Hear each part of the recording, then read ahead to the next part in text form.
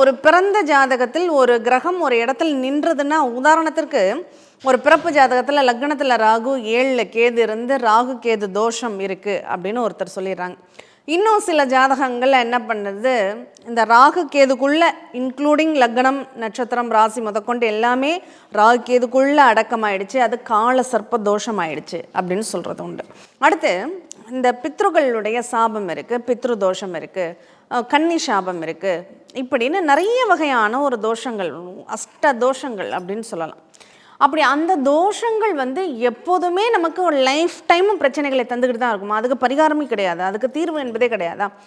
அப்படின்னா இது பிறப்பு லக்னத்தை வச்சு நம்ம அப்படி தான் அவ்வளோதான் புரிஞ்சுக்க முடியும் நம்மளால். ஆனால் நம்மளுடைய ஏழ்பி லக்னம் வயது மாறுது இல்லையா? நம்ம ஒரு எல்லா காலகட்டங்கள்லேயும் நம்மளுடைய தேவைகள் ஒரே மாதிரி இருக்கிறதில்ல, நம்ம செய்யக்கூடிய தவறுகளும் ஒரே மாதிரி இருக்கிறதில்ல. அதனால் நமக்கு கிடைக்கக்கூடிய தண்டனை மாறிக்கிட்டே இருக்கும் அப்படிங்கிறத முதல்ல நம்ம புரிஞ்சுக்கணும். ஒரு குழந்தை ஒரு தப்பு செய்யுது, ஒரு பொருளை கீழே போட்டு உடஞ்சிருச்சு அப்படின்னா அந்த பொருளை தான் அது எப்போதுமே கீழே போட்டு உடைக்கும் அப்படிங்கிறது அர்த்தம் இல்லை. இப்போ இன்றைக்கி ஒரு பொருளை கீழே போட்டு உடைச்சிருக்கலாம், நாளைக்கு அடுத்தவங்கள அடிச்சிருக்கலாம், அதுக்கு கொஞ்சம் காலகட்டங்களில் திட்டியிருக்கலாம். இப்படி அவங்களுடைய பொருளாலோ உடலாலோ மனதாலோ அவங்க வருத்தங்களை அனுபவிக்கிறாங்க.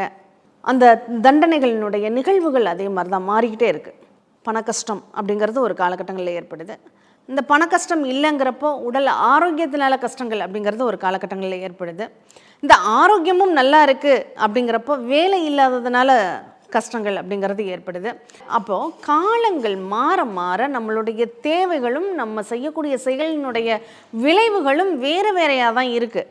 அப்போ அதற்கான தண்டனையை நமக்கு வேறு வேறையாக தான் கிடைக்கும், ஒரே மாதிரி கிடையாது. வாழ்நாள் பூரா நமக்கு தண்டனைங்கிறது ஒரே தண்டனை கிடையாது.